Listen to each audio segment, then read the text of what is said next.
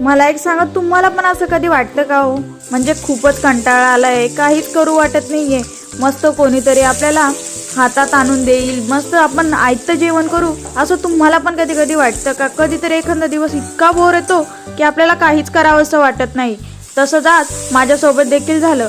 मला काहीच करू वाटत नव्हतं, तरी कसं बसं करून मनाला कशी तरी तयारी केली आणि जेवण बनवायला परत उभी राहिली. तर आज मी बनवत होती मेथीची भाजी.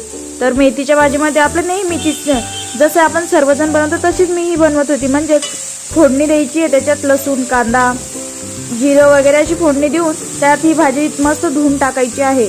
तशी टाकू नका, नाहीतर भाजी सगळी माती माती लागते. त्यामुळे व्यवस्थित भाजी धुवून घ्यायची आहे. त्यानंतर ही भाजी तुम्ही बघू शकता, टाकल्यावर केवढी दिसत होती आणि आता केवढी झाली आहे. त्यानंतर ही पूर्ण झाल्यानंतर त्यात मगच पाणी टाकायचं आहे. व्हिडिओ आवडला असेल तर प्लीज व्हिडिओला लाईक करा आणि चॅनलला सबस्क्राईब